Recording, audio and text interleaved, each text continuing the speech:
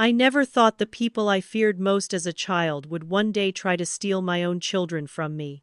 That sounds unthinkable, doesn't it? But sometimes the darkest betrayals don't come from strangers. They come from the very people who raised you. Sit back, relax, and stay with me until the very end of this story. My name is Rachel Carter. I'm 34 years old, living in what most people would call the dream. A quiet home in suburban Portland, Oregon. A stable career. A loving husband named Mark. And our two beautiful kids, Olivia and Ethan. From the outside, it probably looked like we had it all. But appearances are deceiving, and behind the walls of my past, there was a legacy of control and conditional love that I thought I had escaped. For years, I kept my parents at arm's length. Richard and Margaret Carter, two names that still make my chest tighten. To neighbors and friends back in Seattle, they were pillars of the community. Dad, the meticulous accountant, and Mom, the polished church organizer who never missed a Sunday.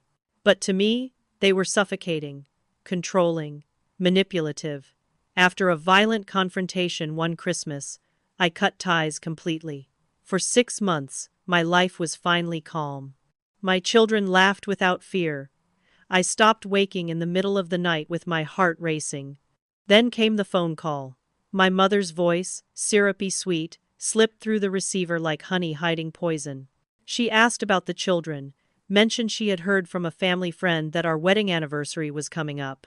And then she said words that froze me where I stood. Your father and I would love to babysit, give you and Mark some much-needed alone time. In all the years I had been a mother, they had never once offered. Every request I'd made in the past was brushed off with excuses or conditions. And now, suddenly, they wanted to babysit? Mark raised his eyebrows immediately. He didn't trust it. We can just hire a sitter, he said. But part of me ached for reconciliation, for the fantasy that maybe, just maybe, they had changed. Against my better judgment, I said yes. I told myself it would be different this time, that boundaries could be respected, that people could grow. So, on our 9th anniversary, I dressed in a burgundy dress Mark loved, kissed my children goodnight, and prepared to step out the door, clinging to the fragile hope that peace was possible. But as we gathered our things, Mark went back to the hallway closet to grab our jackets. What he found there turned my world upside down. A single black duffel bag, shoved behind the umbrella stand, packed with items no loving grandparent would ever need. And in that moment, I realized this wasn't about reconciliation at all. It was about something much darker, something that would test every ounce of strength I had as a wife, a mother, and a daughter. Before I tell you what was inside that bag, I want to ask you something. Have you ever trusted someone you desperately wanted to believe in, only to discover they were hiding something unthinkable? Share your thoughts in the comments. I'd love to know I'm not alone in this. And if you want to hear more stories like mine, don't forget to like this video and subscribe so you won't miss what comes next. Because what was waiting in that bag changed everything, and it forced me to confront the truth I had been running from my whole life. Let me take you back to where it all began. I grew up in a house where silence meant safety. Not comfort, not peace, just safety. If no one was speaking, then no one was angry. And if no one was angry, then I could breathe for a little while. My parents, Richard and Margaret Carter, were admired by everyone in our Seattle neighborhood. To outsiders, we looked like the picture-perfect family. Dad, in his pressed suit, leaving for the office each morning. Mom smiling as she led church committees. And me, their only daughter, always dressed to perfection, hair brushed until it gleamed. People would stop us after Sunday service and say, "The Carters are such a blessing. What an amazing family." And I'd smile the way I'd been trained to, my cheeks aching with the effort. What no one saw was how tightly the walls closed in once the front door shut. At 8 years old, I learned just how far my parents would go to enforce their version of love. One afternoon I lost track of time at a friend's house. We'd been playing hide-and-seek in the backyard, our laughter spilling into the summer air. By the time I came home, 15 minutes past my curfew, 2 police officers were waiting in our living room. My parents stood beside them, pale with manufactured panic, insisting I'd been kidnapped. I stood frozen, clutching my backpack, as my friend's mother called to explain I had been safe the entire time. The humiliation of facing those officers wasn't the punishment. That came after. 2 months grounded. No friends, no television, no books unless they were screened by my mother. The next morning, my father attached a tracker to my backpack. "We just want to make sure you're safe," he said with the same firm tone he used when balancing ledgers. My mother nodded, her hand tight on my shoulder. "We do this because we love you." That became their mantra. Every rule, every restriction, every punishment was wrapped in that phrase. By the time I was a teenager, I no longer questioned it. Instead, I molded myself into exactly what they wanted: straight A's, polite, obedient, never late, never loud, never truly myself. But perfection came with a price. While other kids were going to school dances, I sat at home under the watchful eyes of my parents. My curfew was 8:30 on weekends, early enough that the world outside might as well have belonged to someone else. When friends invited me to sleepovers, I lied and said my parents didn't allow it for religious reasons. In truth, it wasn't about faith, it was about control. My mother's morning inspections were the worst. She'd stand at the end of my bed as I got dressed, her eyes scanning every inch of me. "Too short," she'd say, pointing at a skirt that brushed my knees. "Too revealing." She'd snap at a sweater that showed my wrists. Once, she made me change 3 times before school because my socks were too bright. Each time, I'd swallow my anger and remind myself, obedience equals love, defiance equals rejection. The control went beyond clothes and curfews. My father monitored my homework like an auditor examining accounts. If I scored less than perfect, he'd sit me down at the kitchen table and dissect every mistake until I was in tears. "The world doesn't forgive carelessness," he'd say, sliding my corrected papers back to me. "You can thank us later when you succeed." Success meant pleasing them, and pleasing them meant erasing myself. The fear wasn't just in what they might say, but in what they might do. They always threatened consequences that dangled over my head like guillotines. "If you can't follow our rules," my mother would warn, "there are schools for troubled girls who will set you straight." I didn't know then that she had already been researching such places. I only knew the terror in my stomach every time she hinted that my home could be taken from me if I wasn't perfect enough. The strangest part was how normal it all felt back then. I didn't know other kids weren't answering phone calls on the first ring, or explaining every decision before making it. I didn't know it wasn't normal for a father to log his daughter's whereabouts like business expenses. I didn't know love could exist without strings. There were moments when I tried to rebel in small, quiet ways. Once, I wore nail polish that a friend had given me, a pale pink that barely showed. My mother noticed instantly and dragged me to the bathroom, scrubbing at my nails with acetone until the skin around them burned. "Do you want people thinking you're promiscuous?" she hissed. I was 13. I didn't even fully understand the word. Another time, I lingered in the library too long, lost in a book that transported me away from the house that felt like a cage. By the time I came home, my parents were waiting, livid. "Books you choose yourself will fill your head with dangerous ideas," my father scolded. From then on, every book had to be approved. My mother wrote my name on the inside cover of each one, as if to mark ownership, a reminder that even my imagination wasn't mine. Living under their roof was like walking on a minefield. Every step calculated, every word rehearsed, every smile forced. Yet, deep inside, a tiny voice whispered that life wasn't supposed to be like this. That maybe, just maybe, the world outside wasn't as dangerous as my parents claimed. That maybe their version of love was just fear dressed up in Sunday clothes. That whisper grew louder with each passing year, even as I tried to silence it. I began to dream of escape, of a place where my choices were mine and my mistakes didn't come with threats of exile or shame. I clung to that hope in secret, like a contraband treasure, because deep down, I knew the day would come when I'd have to choose between the safety of compliance and the terrifying possibility of freedom. And that choice arrived sooner than I expected. in the form of a scholarship letter that cracked open the walls of my prison and forced me to see the world and myself in a way I never had before. And that was where everything began to change. The letter arrived in a plain white envelope, but to me it glowed like a beacon. A scholarship offer from UC Berkeley, 3 states away. My ticket out. I remember sitting on the edge of my bed, holding that envelope in trembling hands, knowing that if I accepted, everything would change. For the first time in my life, the door to freedom was open. When I told my parents, their fury shook the walls.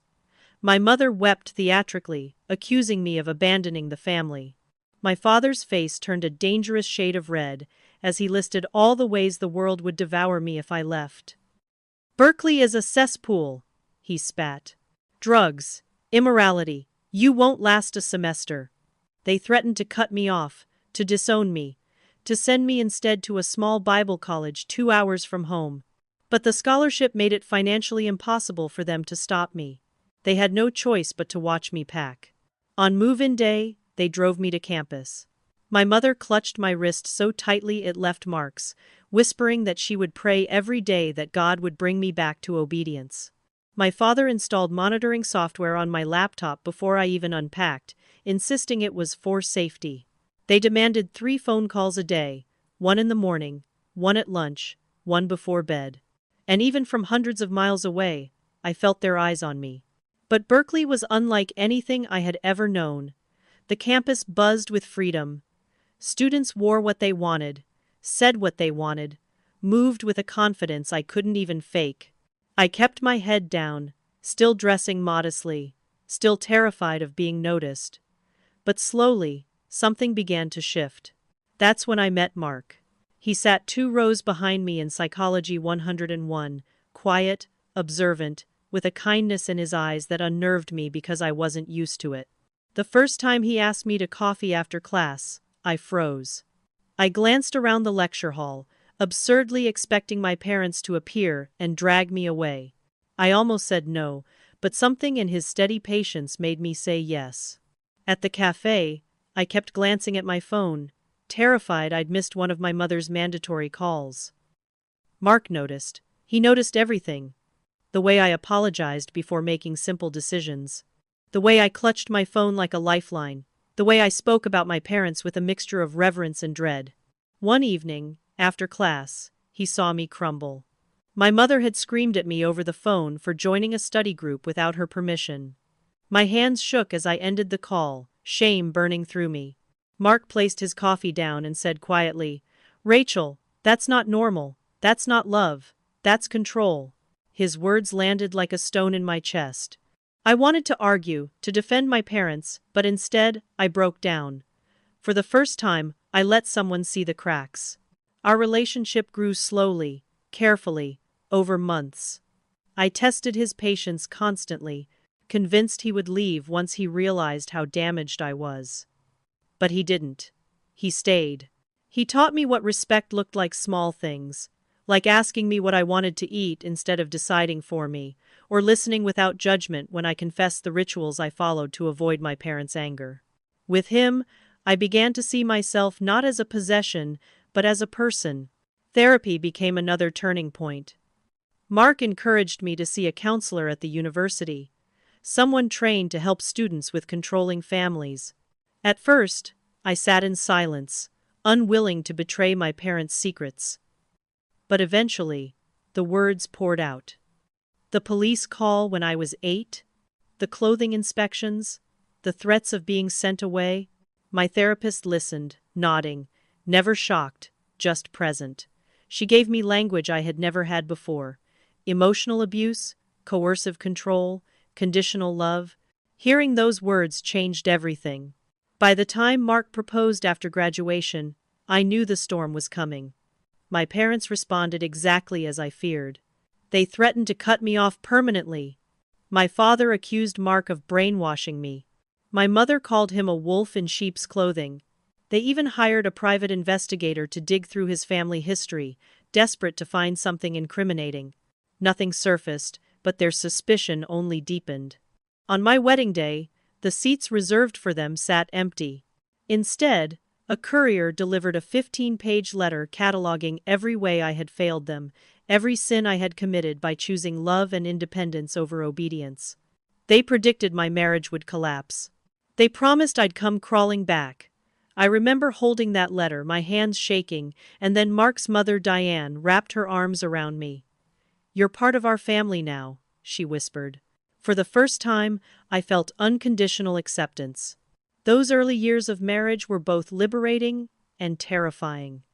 Free from my parents' house, I still felt their grip. I hesitated before making decisions, waiting for permission that would never come. I answered every unknown phone call in fear it might be them. But Mark's steady love chipped away at that conditioning. Slowly, I began to believe I could live differently. For 2 years, I kept my parents at a distance, limiting contact to occasional phone calls. The silence between us was deafening but necessary. And then came the news that would test my fragile boundaries. I was pregnant. Suddenly, Richard and Margaret resurfaced, eager to play the role of doting grandparents. Against Mark's warnings, I let them back in, convinced that maybe children would soften their hearts. I was wrong. That return would unleash a cycle of manipulation, judgment, and boundary violations that would push us to the breaking point, and ultimately, lead to the night that changed everything. When I first held Olivia in my arms, I thought I had finally broken the cycle. She was so tiny, so perfect, and for the first time in my life I understood love that didn't demand conditions. Mark stood beside me, his hand resting gently on my shoulder, and I thought, this is our beginning, this is our family, and nothing will touch us. Then the phone rang. It was my mother. Her voice was syrupy, almost giddy, congratulating me on becoming a mother, as though the past didn't exist. "Richard and I can't wait to meet our granddaughter," she said, and against my better judgment, I let them. Some foolish part of me hoped that a grandchild would soften them, would shift their priorities, would give them the chance to show the love I had always longed for. The first visit began innocently enough. They walked into our Portland home carrying flowers and gifts, my mother's smile bright, my father's handshake firm. For a brief, fragile moment, I believed this could work. But within hours, Margaret began criticizing the way I swaddled Olivia. "Too loose, Rachel. You'll suffocate her."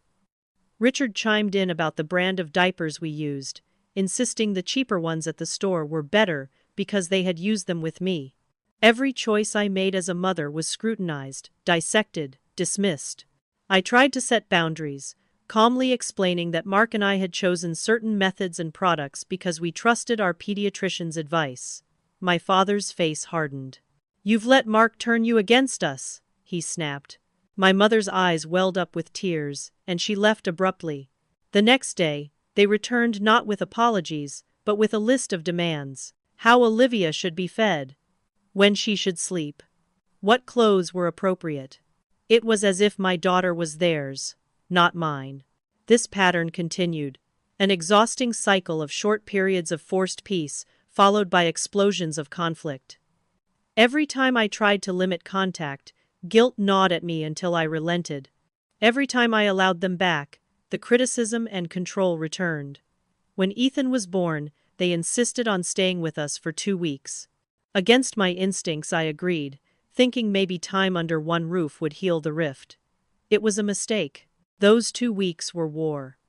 My mother questioned my every move, accusing me of coddling my son, of neglecting him, of being too lenient or too strict, depending on the day. My father hovered constantly, lecturing Mark about finances, about discipline, about his role as head of the household. I found myself shrinking again, my voice disappearing, my hands shaking as I rocked Ethan at night, while my parents slept comfortably down the hall.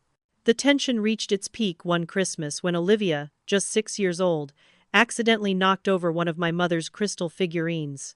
It shattered on the floor, and in an instant, my father's rage exploded. He screamed at my daughter, my sweet, gentle little girl, until she was sobbing uncontrollably. "Careless! Disrespectful! Do you think this house is a playground?" His voice was thunder, shaking the walls. Mark stepped in, pulling Olivia behind him. "Enough," he said firmly. But my father wasn't done. His fury turned on Mark, and in front of both children, he shoved him. The room went still. Olivia's tears fell silently as she clung to me. Ethan, wide-eyed and trembling, buried his face in my shoulder. Something inside me broke that night. The frightened child I had once been rose up and collided with the mother I had become. I couldn't let my parents do to my children what they had done to me. Without a word, I gathered the kids, grabbed our coats, and walked out the door. Mark followed, his face pale but resolute. Behind us, my mother called out, her voice shrill, but I didn't turn back. That night, I made a decision. Contact was over. No visits, no phone calls, no opportunities for them to poison the life I was building. For the first time in my life, I chose my own family over theirs. The next 6 months were blissfully quiet. The children stopped having nightmares. Olivia no longer flinched at raised voices. Ethan began sleeping through the night without waking in terror. I reduced my anxiety medication. Mark and I laughed more, touched more, healed in ways I hadn't believed possible. For the first time, peace felt real. But peace is fragile. It never lasts long when the past refuses to stay buried. One afternoon, as I was folding laundry in the sunlit living room, the phone rang. I almost didn't answer, but curiosity got the better of me. When I heard my mother's voice on the line, sweet and warm as honey, my stomach twisted. "Rachel, darling," she began. "I've been thinking about you, about Olivia and Ethan. We've missed so much time, and I heard from a friend that your anniversary is coming up." She paused, letting the words hang in the air like bait. "Your father and I would love to babysit, give you and Mark some much-needed time alone." For a moment, I couldn't breathe. In all the years of raising my children, they had never once offered to babysit. Every request I had made had been met with excuses or conditions. And now, after half a year of silence, they were volunteering? Mark's instinct was immediate. "No, absolutely not. We don't need them. We'll find a sitter." But some stubborn part of me clung to the hope that maybe, just maybe, they had changed. That time away had softened them, that this was their attempt to rebuild. I told myself that people could grow, that maybe I could give them this chance. Against every warning in my gut, I said yes. I had no idea that in saying yes, I wasn't just opening the door to reconciliation. I was opening the door to the darkest chapter of my life. The call came on an ordinary Wednesday afternoon while the kids were napping. I was folding laundry, enjoying the rare silence, when my phone buzzed. I didn't recognize the number, but something in me already knew. I answered, and sure enough, my mother's voice poured through the line, sweet as honey, like it had always been when she wanted something. "Rachel, darling," she said, as though we hadn't gone months without contact. "How are Olivia and Ethan? I miss their little faces so much. And I heard from a friend that your anniversary is coming up." Her tone was casual, almost rehearsed. Then came the words that made me freeze. "Your father and I would love to babysit. You and Mark deserve some time alone." For a moment, I couldn't speak. Babysit? In all the years since I had become a mother, they had never once offered. Every request I'd made in the past had been met with excuses about being busy or thinly veiled criticisms about how we parented. My mother rushed into the silence. "We've done a lot of thinking these past months. The separation has been good for us. It made us realize what's important. Family, Rachel. Family is everything." My chest tightened, torn between suspicion and longing. On one hand, every instinct screamed at me not to trust them. On the other, the little girl still living inside me wanted desperately to believe my parents could change. I pictured Mark's face the moment I told him. He would say no. I could already hear him. "We don't owe them this chance." But even as I thought it, I also thought of our anniversary, 9 years of marriage, years marked not by easy stretches but by battles fought side by side. Didn't we deserve one night of peace? That evening when Mark came home, I broke the news. He dropped his bag on the kitchen counter, his brow furrowing before I even finished. "Absolutely not," he said. "Rachel, after everything they've done? No. His voice was firm, but beneath it I heard fear, the kind he rarely lets surface. "We can get a sitter, we can cancel dinner, but I'm not leaving the kids with them." I felt the heat rise in my chest. "I know what you're thinking, Mark, but what if they've really changed? What if they finally want to make things right?" My voice shook because even I didn't fully believe my own words. Still, I wanted to. I wanted it so badly. I want them to know their grandchildren. I want our kids to have the good moments I never got. He leaned across the counter, eyes locked on mine. "And what if this isn't about them changing? What if it's just the same cycle all over again? You said it yourself, peace never lasts with them." We argued late into the night. My heart wavered between the fear I knew and the hope I craved. "In the end," I insisted. "Just one chance," I pleaded. "If they mess up again, that's it. But I can't close the door without giving them this." Mark stared at me for a long time, his jaw tight. Finally, he nodded, though his eyes told me he didn't trust it for a second. "Fine. But if I feel even the slightest thing is off, we pull the plug. Agreed?" I agreed, though I felt a knot of unease tightening inside me. The weeks leading up to our anniversary were filled with preparations. I baked cookies with Olivia, who was thrilled at the idea of her grandparents coming over. She remembered just enough of the good moments, the time my father taught her chess, the time my mother helped her plant a garden, to feel genuine excitement. Ethan, younger and more cautious, was less certain. "Do I have to hug them?" he asked one night as I tucked him in. "Not if you don't want to," I assured him, brushing his hair from his forehead. "You never have to hug anyone." Still, I found myself cleaning the house as though preparing for Judgment Day. Fresh sheets in the guest room, their favorite snacks in the pantry, a detailed schedule for the kids' routines printed and pinned to the fridge. I wanted to believe this time would be different. I needed to believe it. But as I organized the medicine cabinet, I remembered all the other fresh starts that had rotted from within. The Thanksgiving dinner when my father lectured Mark for hours about finances, undermining his ability to provide.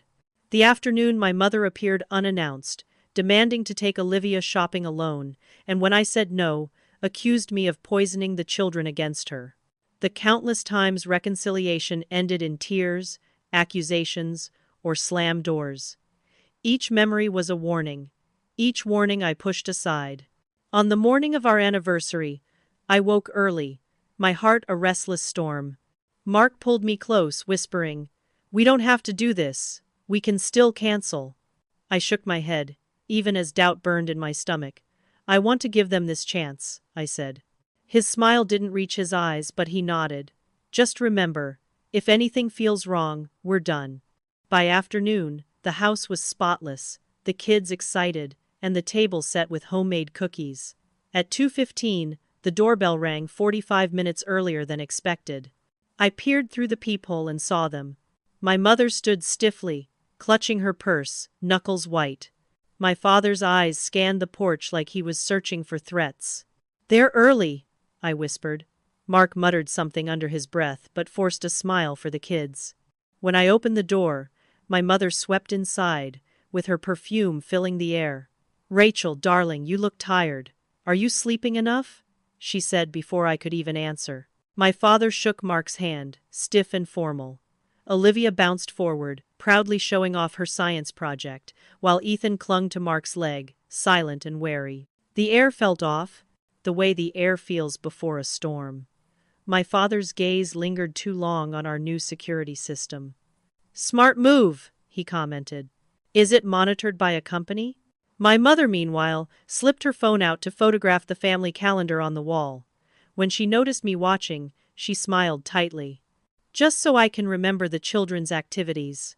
Something deep inside me tensed, but I forced myself to push it down.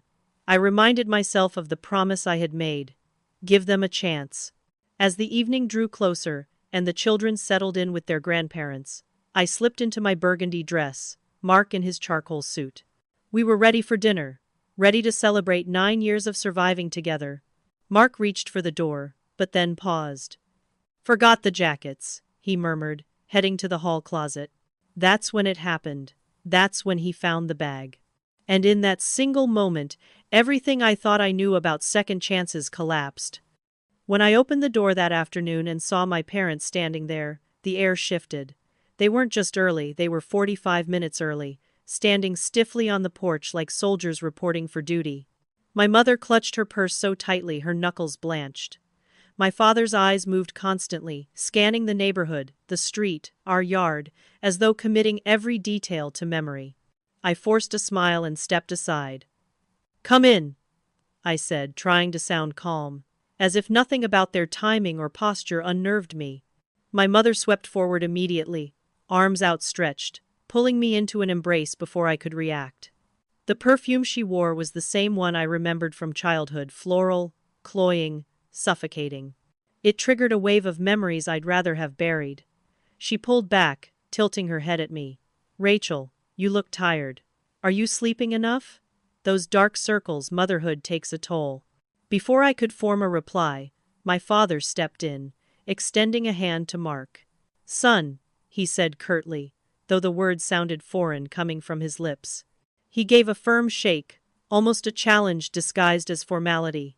Olivia ran up, clutching her school project, a poster covered in bright markers and glued-on facts about planets. "Grandma, Grandpa, look, I got first place," she beamed.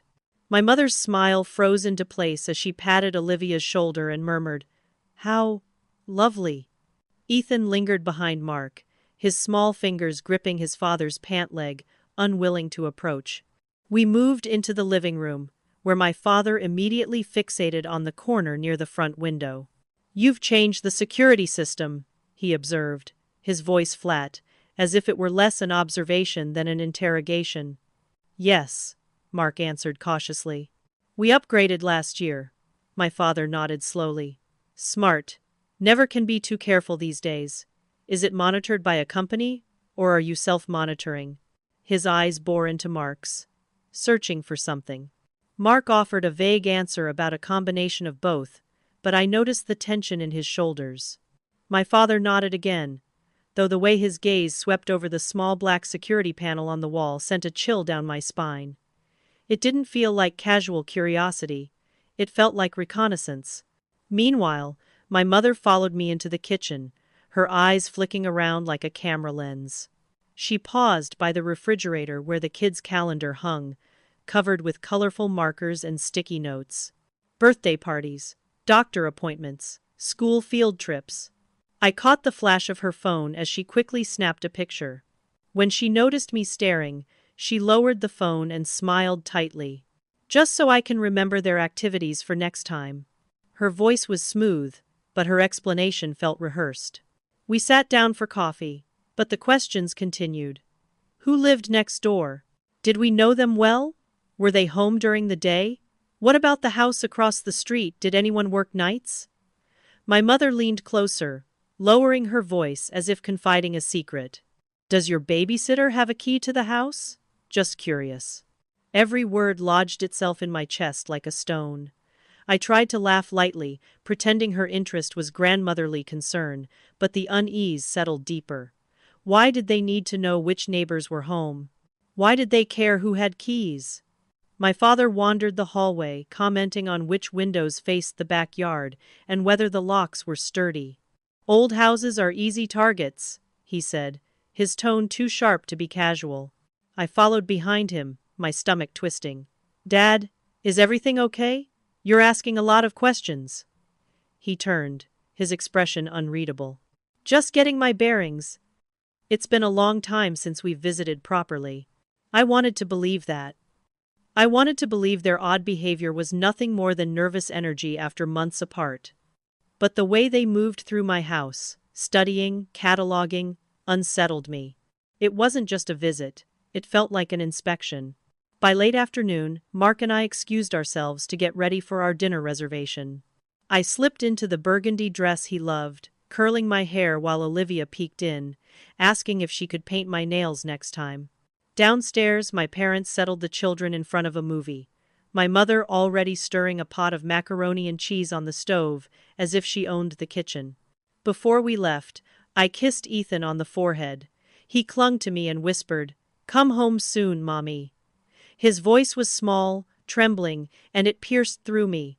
I hugged him tighter. "We will, sweetheart. We'll be home before bedtime." Olivia waved, already engrossed in the movie, but Ethan's eyes followed me with worry I couldn't explain. Mark and I gathered our things, and for a brief second I let myself imagine it might turn out fine. Maybe I was just paranoid. Maybe my parents were awkward and controlling, but harmless tonight. Maybe this was the fresh start I'd been desperate for. Then Mark stopped mid-step. "Damn," he muttered. "Forgot the jackets." He turned back toward the hall closet. I waited by the door, adjusting my purse strap, when I heard the pause in his movement. A strange silence, followed by a sharp intake of breath.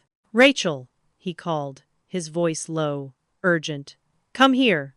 And in that instant, I knew. I knew whatever he had found wasn't something trivial. My body went cold as I hurried toward him, unaware that what waited behind that closet door would unravel everything I thought I knew about my parents' intentions. When I turned the corner into the hallway, I found Mark kneeling in front of the closet, his hand frozen on the door. His face was pale, his jaw tight. At first I thought maybe he had stumbled across one of the kids' toys, or a forgotten winter coat. But the look in his eyes told me this was something different. Something dangerous. "What is it?" I whispered. My voice caught in my throat, as if speaking too loudly might summon the very thing I feared. Mark didn't answer right away. Instead, he pulled the door open further and reached inside, dragging out a black duffel bag. It was wedged behind the umbrella stand, hidden just enough that no one would notice unless they were looking closely. The bag looked ordinary, but the way Mark set it on the floor, as if it might explode, made my stomach twist. "Rachel," he said quietly, "this isn't ours, is it?" I shook my head. My mouth was dry. "No." He unzipped it, his hands trembling. The sound of the zipper cutting through the silence still rings in my ears. Inside, neatly packed as if for a meticulously planned trip, lay coils of duct tape, multiple packages of heavy-duty zip ties, and 2 amber bottles filled with liquid medication. There were no prescription labels. Only pieces of masking tape across the front, with names scrawled in my mother's handwriting. Olivia, 42 pounds. Ethan, 36 pounds. Next to the bottles were syringes still in their sterile packaging. My breath hitched. I stumbled backward, my hand flying to my mouth. "Oh my God!" But it wasn't over. Beneath the supplies lay 2 passport booklets. Mark pulled them out, his fingers shaking. He opened the first one, then the second, and his face drained of color. "Rachel, these aren't real." I grabbed one from him, my eyes darting over the photo. It was Olivia's picture, the one I had taken for her school ID. But the name printed above wasn't hers. It was some other name entirely. The second passport was the same Ethan's face, smiling innocently, paired with a false identity. It was as if the ground shifted beneath me. The room tilted, my vision blurred. My parents hadn't just come early, hadn't just asked odd questions, hadn't just photographed our calendar. They had planned this. Planned to take my children and disappear with them. Mark kept digging. A burner phone. A manila envelope stuffed with documents I didn't dare read.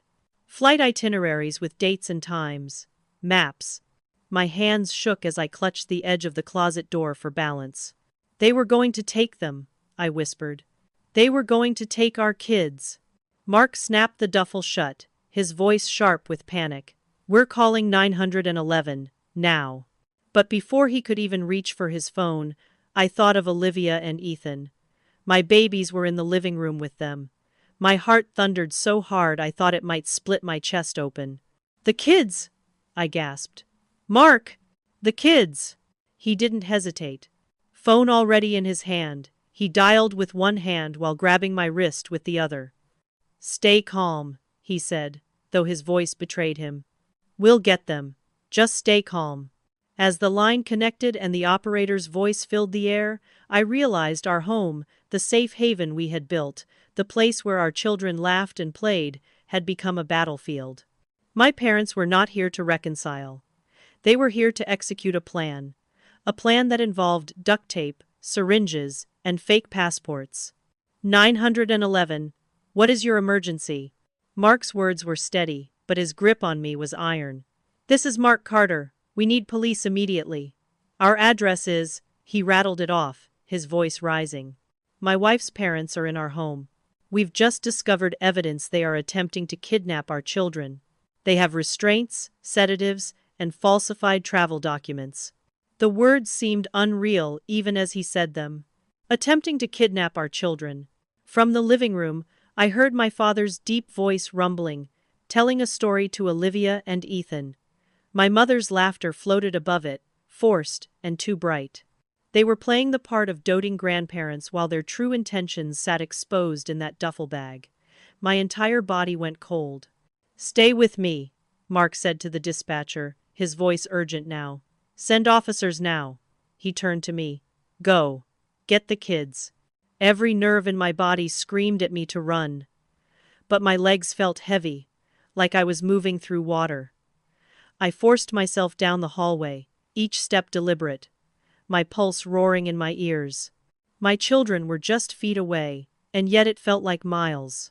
When I reached the threshold of the living room, I saw them. Olivia sat cross-legged on the floor, listening intently to my father. Ethan curled into a blanket beside her, his thumb in his mouth. Their faces were open, trusting, oblivious. My father looked up.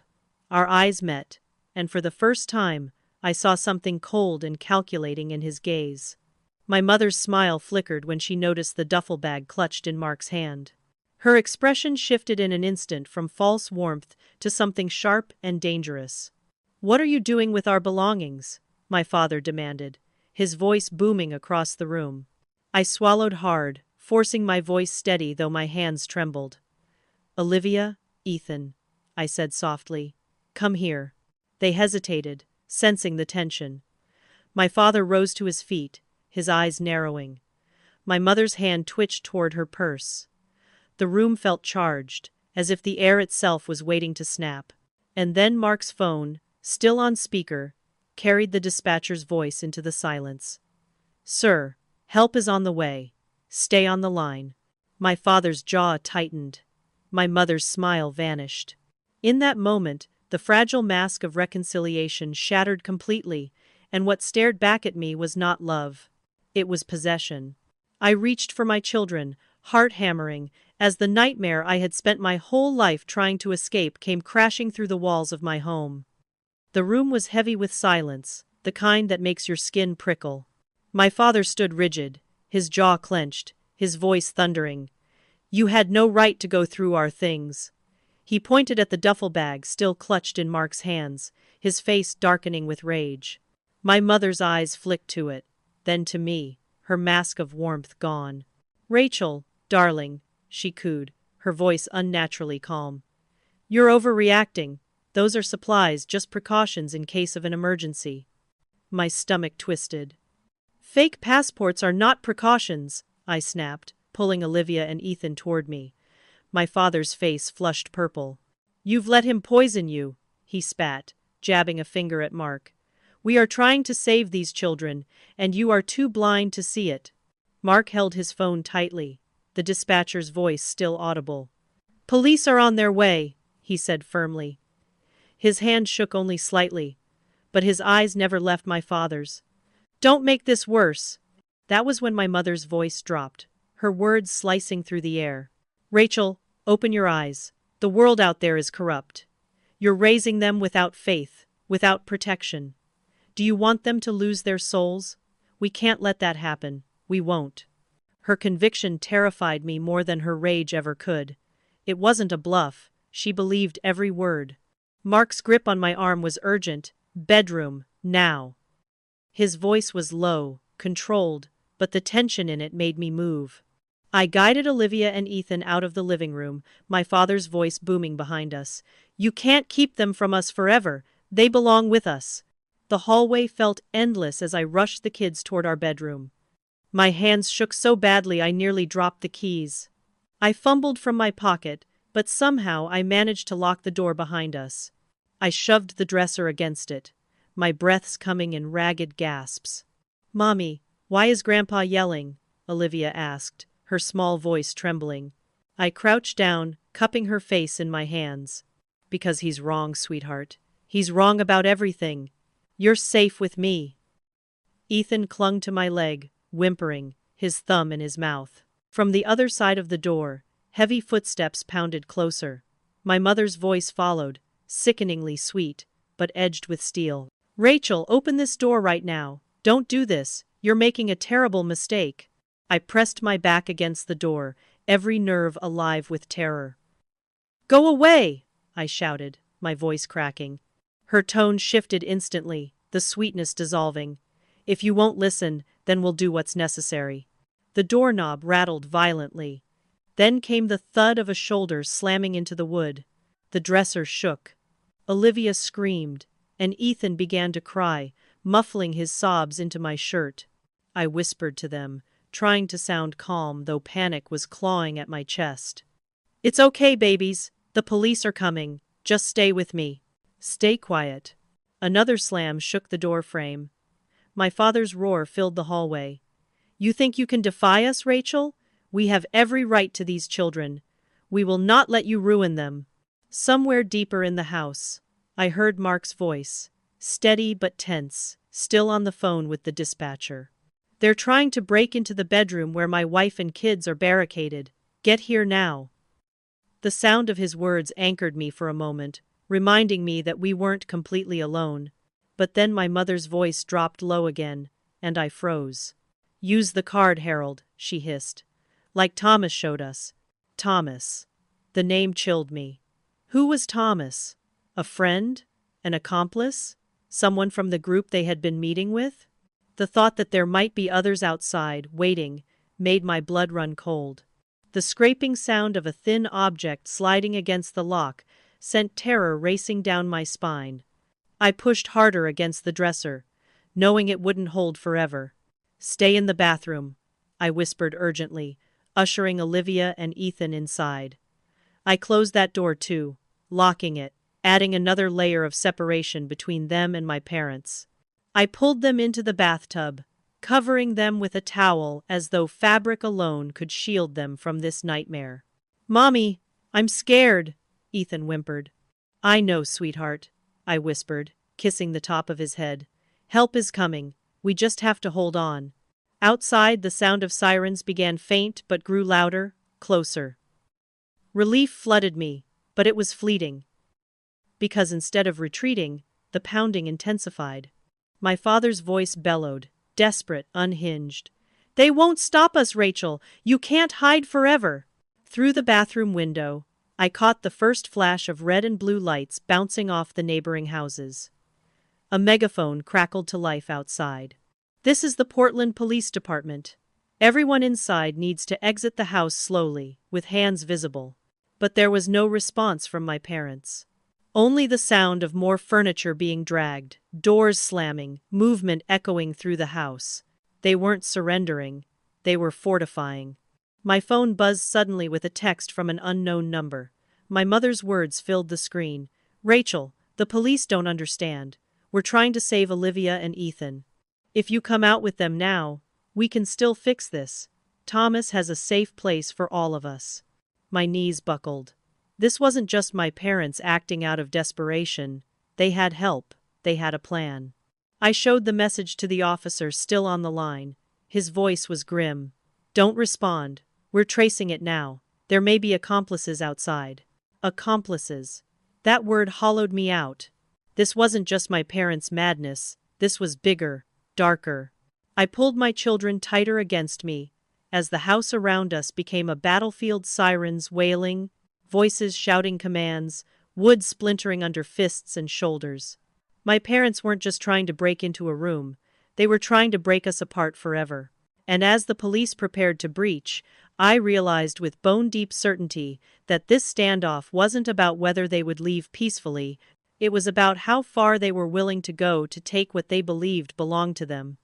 The pounding on the bedroom door grew louder, each crash rattling the dresser I had shoved against it. I pressed my body harder into the wood, my arms stretched wide as if I could physically hold back the force of my father's rage. Behind me, Olivia and Ethan huddled together in the bathtub, their small faces pale and wide-eyed.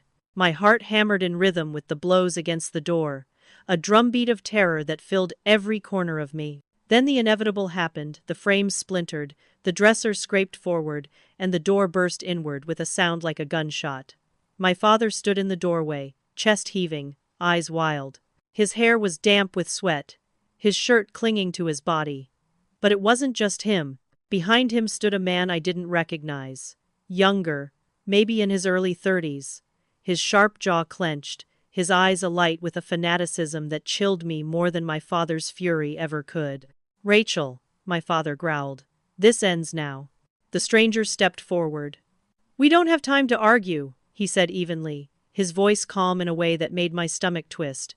"Harold, take the girl. I'll get the boy." My blood ran cold.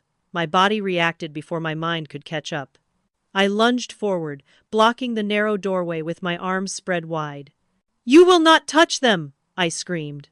My voice cracked, but the force behind it was primal, unstoppable. The stranger Thomas, I realized. The name my mother had whispered met my eyes without blinking. "You've been corrupted," he said flatly. "You don't see the danger you're raising them in. We're here to save them." "Save them?" My voice shook with rage. "From love? From safety? From the home we built for them?" My father's face twisted, a grotesque mix of anger and desperation. "From you," he spat. "From the lies you've believed, from the life you chose. We can't let them grow up in sin." Behind me, Ethan whimpered, and Olivia let out a small sob. That sound broke something inside me. Fear dissolved, replaced by a ferocity I didn't know I possessed. I shoved Thomas back with every ounce of strength I had, catching him off guard. He stumbled into my father, and they both staggered, crashing against the broken doorframe. "Run!" I screamed, turning back to my children. "Olivia, Ethan, run to the bedroom, hide under the bed, now!" They scrambled past the chaos, darting into the room. My father roared, lunging after them, but I threw myself at Thomas again, clawing, kicking, fighting like an animal. He grabbed my arms, trying to wrench me aside, but I brought my knee up hard, catching him squarely in the groin. He gasped, doubling over, and I shoved him backward into the wall. I spun, searching for my kids, but it was too late. My father had reached Ethan, yanking him out from under the bed and clutching him to his chest like a shield. Olivia crouched in the corner, frozen with terror.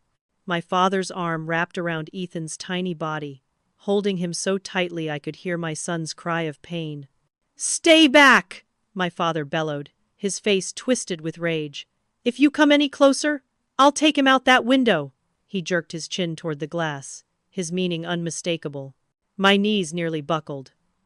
"Dad, please," I begged, my voice breaking. "Look at him. Look at Ethan's face. He's terrified. This isn't love. This isn't protection. This is abuse." For a flicker of a moment, something in his expression faltered. His grip loosened slightly, and I saw a window of possibility. I dropped my voice, speaking to Ethan directly. "Sweetheart, remember what we practiced if there was ever a fire. Drop and roll, cover your face, run to safety when I say the word." His eyes widened in recognition, and I knew he remembered. I took one step closer, my heart pounding. "Now!" I shouted. Ethan went limp, sliding down through my father's arms like water. My father, startled, looked down just long enough for me to lunge. I shoved him backward with everything I had, knocking him off balance. He stumbled, his arms flailing, and Ethan scrambled across the floor straight into my arms. I clutched my son against me, his tiny heart hammering in sync with mine. My father roared in frustration, charging forward again, but before he could reach us, the bedroom door behind him exploded inward. Tactical officers in full gear flooded the room, their shouts deafening. "Police! On the ground! Drop him now!" My father froze for a heartbeat, his face torn between rage and disbelief. Then, with a guttural cry, he lunged one last time toward Ethan. But the officers were faster. They swarmed him, forcing him to the floor, his arms twisted behind his back as handcuffs clicked into place. His face pressed into the carpet. He still spat venom. "She was mine before she was yours. You'll see I was right." I backed into the corner, clutching both children in my arms, forming a shield around them with my body. My entire frame shook as adrenaline surged through me, but I kept whispering into their hair, "You're safe. Mommy's got you. You're safe now." Ah! Behind us, more officers dragged Thomas from the bathroom, his face pale but still burning with fanaticism. My mother's voice echoed from the living room as she screamed, protesting, insisting it was all a misunderstanding. But I no longer heard her words. Because at that moment, the only thing that mattered was the weight of my children in my arms, and the truth that we had survived. Barely. The officers escorted us outside minutes later, into the flashing red and blue lights that painted our quiet street in chaos. Mark broke through the line, his face streaked with tears, and wrapped us in his arms, his body trembling with relief. Neighbors watched from behind police tape, cameras from news crews already rolling. But even as I clung to my family, feeling Mark's arms around us and hearing my children's sobs quiet against my chest, I caught sight of my parents being led away in handcuffs. My mother's gaze found mine, her face serene, almost smug.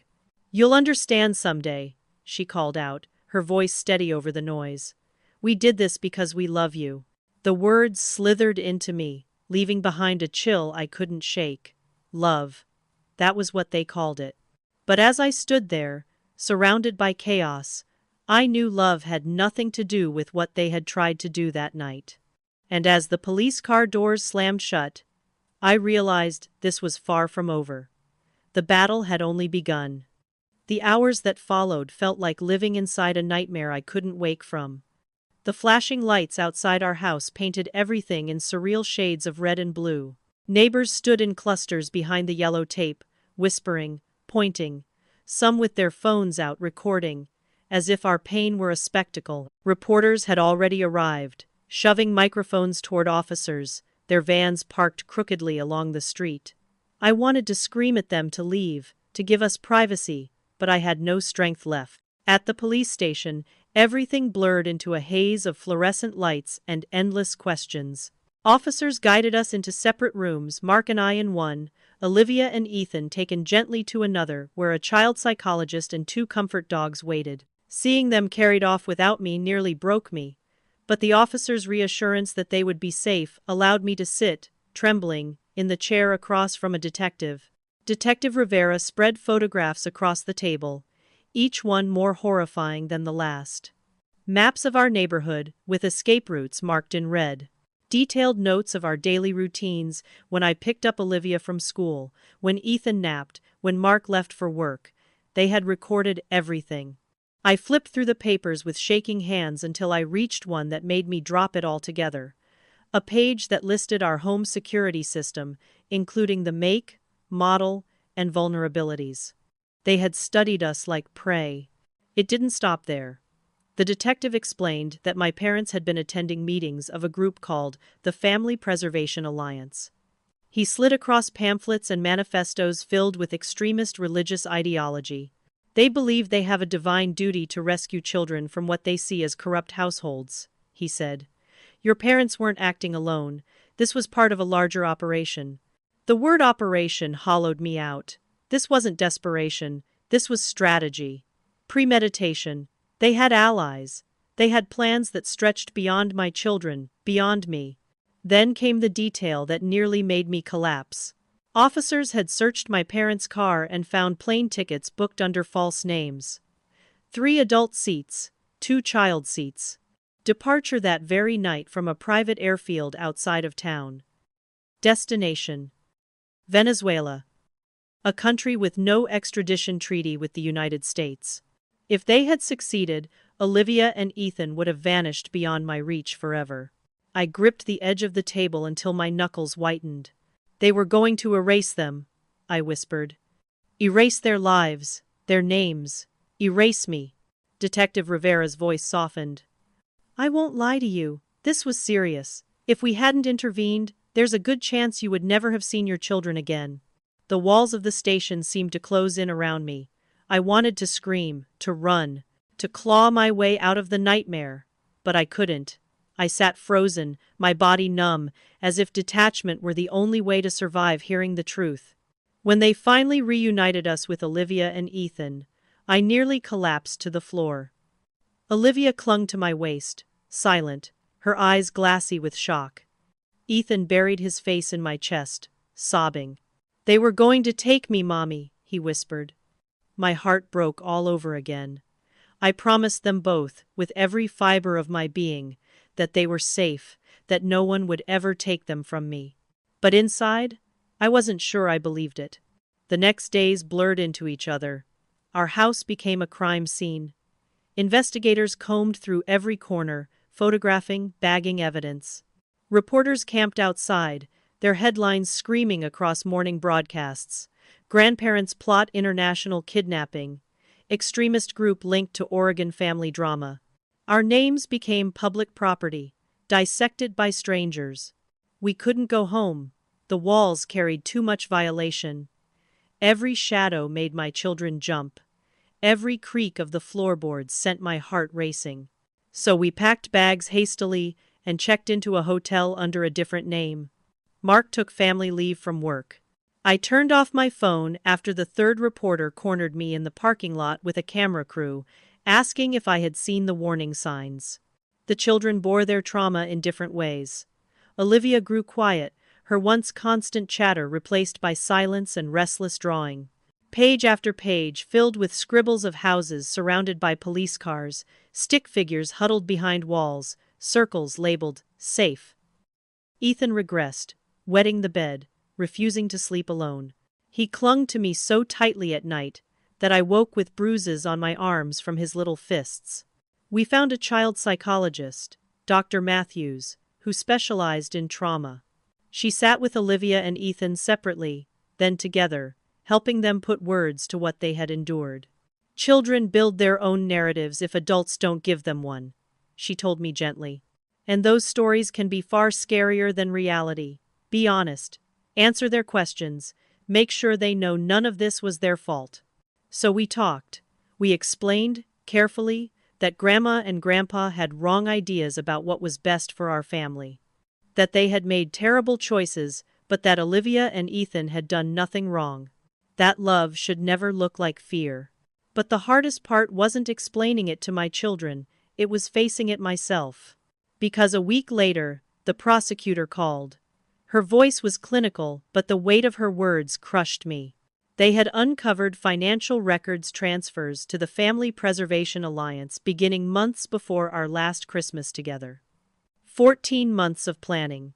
14 months of pretending to care, of sending birthday cards, of asking about school projects while secretly arranging to disappear with my children forever. And then she said something that nearly broke me. Journals had been found in my mother's possession, filled with entries that revealed this wasn't the first time they had considered taking such action. When I was a teenager, they had researched reformation schools, places where rebellious daughters could be sent against their will. The only thing that stopped them was money. I hung up the phone and crumpled onto the bathroom floor, sobbing until my chest ached. All those years, all those threats I thought were empty, they had been real. My parents had never seen me as a daughter. I was a possession, a vessel, and now they had tried to do the same to my children. Mark found me there, shaking, barely able to speak. He knelt beside me, his arms wrapping around me. "You broke free," he whispered fiercely. "You built something they could never give you. They don't own you anymore, Rachel, and they will never own our kids." I clung to him, to the solidity of his words, even as fear gnawed at me. Because deep down, I knew this wasn't finished. My parents would face charges, yes, they would stand in a courtroom. But people like them, the ones who believe their actions are sanctioned by something greater than law, don't stop just because they're caught. And as the trial loomed ahead, I began to realize that the battle for my children's safety had only just begun. 6 months had passed since the night our world shattered, yet the echoes of it still lingered in the quiet spaces of our lives. The trial had concluded. My parents were convicted on all counts: attempted kidnapping, conspiracy, falsifying federal documents. The judge's words were seared into my memory. Given the premeditation and the trauma inflicted on minor children, the maximum penalty is warranted. 15 years to life. They would be in their 80s before parole was even considered.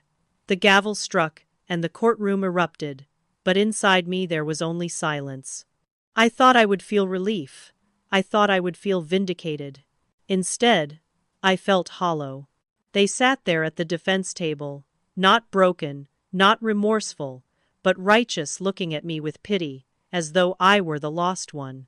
My father's stare burned into me, full of the same conviction that had driven him to press his shoulder against my bedroom door.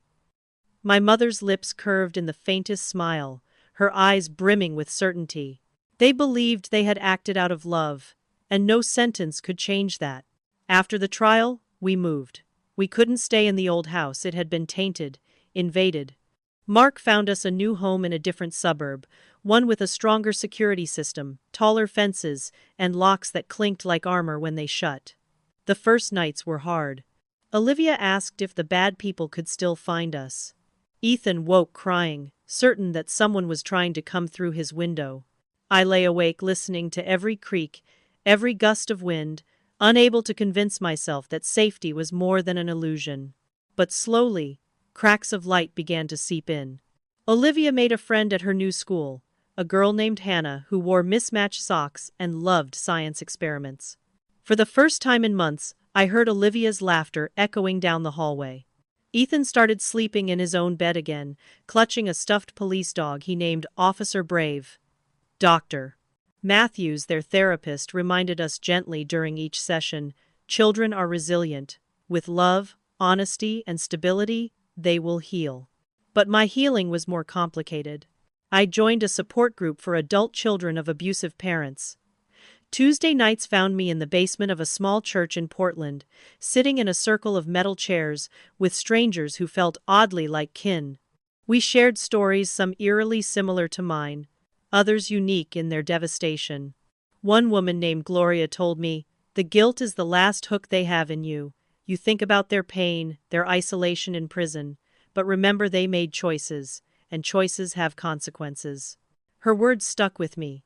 I realized that even in their absence, my parents still had power over me, not through control, but through guilt. I carried it like a weight, mourning the loss of people who were still alive. Then came the letter. It arrived in neat handwriting, my mother's hand unmistakable, the same script that had written birthday cards, grocery lists, and now pleas from prison. I held it for hours before opening it, my fingers tracing the familiar curves of each letter. Inside, I found no apology, no acknowledgement of harm. Only pages of scripture, warnings about my godless life, and the same mantra she had repeated since childhood. When judgment comes, you will understand we acted out of the purest love. I read it in my therapist's office, tears streaming down my face. Not because it hurt, but because it confirmed what I had known deep down. There was no reconciliation possible. They would never change. And strangely, that realization freed me. I didn't have to hope anymore. I didn't have to bargain with myself, wondering if someday we might make peace. That door was closed, locked, and sealed. At home, healing began to take shape in new traditions. Friday nights became family nights. Board games with Olivia's giggles, Ethan's competitive streak, Mark's gentle teasing. On summer afternoons, we grilled burgers in the backyard, while the kids ran through sprinklers, their laughter ringing like music.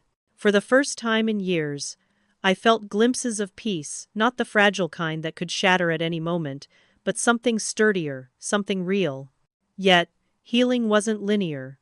Some nights I still woke in a cold sweat, hearing phantom pounding on doors that no longer existed. Some days I caught myself scanning parking lots for familiar faces, convinced my parents' allies were lurking. And sometimes, when Olivia or Ethan did something as simple as laugh a certain way or tilt their head like my father used to, grief hit me so hard it stole my breath. But through it all, Mark was steady. He held me when the weight of it threatened to crush me. He reminded me, in whispered words in the dark, that we had survived, that we had built something unbreakable out of the ashes. One evening, Sitting on the back porch with fireflies dancing across the lawn, I turned to him. "Do you think our story could help someone else?" I asked. He looked at me, his eyes soft but certain. "I think there are people out there trapped in the same cycle, people who don't believe escape is possible. If you tell your story, Rachel, maybe they'll see that at Island." That night, after tucking Olivia and Ethan into bed, I sat at the kitchen table with a blank notebook. I began to write not for my parents, not even for myself, but for anyone who needed to know that survival was possible. That breaking free wasn't selfish, but necessary. That family isn't defined by blood, but by love, respect, and safety. The pen shook in my hand at first, but soon the words poured out. Every line was a stitch in the wound, every paragraph a step away from the shadows of my past. And though I didn't know it then, those pages would become more than just a record of my pain. They would be the beginning of something larger, something that reached beyond my family's walls.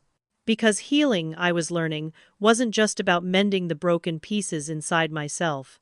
It was about turning that pain into something that could light the way for others still lost in the dark. But as I wrote, a question lingered at the edges of my mind, sharp and unrelenting. What if the cycle wasn't truly broken yet? What if this was only the calm before another storm? When I look back on everything we endured, I no longer see only the terror or the betrayal. Those moments will always live in me, but they don't define me anymore. What defines me now is what came after: the strength we found in each other, the way we rebuilt our lives, and the family we chose to become. For so long, I believed that family was something you were born into, something you had to accept no matter how much it hurt. But I've learned that family isn't defined by blood. It's defined by love, respect, and the ability to see and honor each other as individuals. My parents never offered me that. They offered control disguised as protection, fear dressed up as love. And for years, I believed that was all I was worth. But today, my life tells a different story. Mark and I have built a home where Olivia and Ethan can grow up knowing their voices matter. Where they are safe, not because we control them, but because we listen, guide, and stand beside them. They know love that doesn't come with conditions, but with trust and freedom.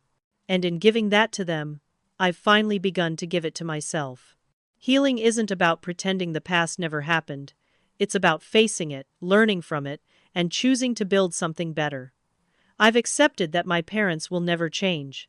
I've let go of the fantasy that someday they might. And in that letting go, I've found peace. I can grieve what I never had, while still being grateful for what I've created. That, to me, is the true victory. If there's one lesson I want to leave you with, it's this: breaking the cycle is possible. You are not bound to repeat the harm you inherited. You can choose differently. You can set boundaries, even when it feels impossible. And you can build a family, whether by birth, by marriage, or by choice, that reflects the love you always deserved. Our story isn't perfect. We still carry scars, and we probably always will. But those scars remind us of what we survived. They remind us to protect the joy we've fought so hard to create. And every time I hear Olivia's laughter or watch Ethan sleep peacefully in his bed, I know we won. Thank you for listening to my story. If it spoke to you in any way, please like this video, share it with someone who might need to hear it, and subscribe for more stories of resilience and healing. And I'd love to hear from you. Have you ever had to redefine what family means to you? Share your thoughts in the comments below.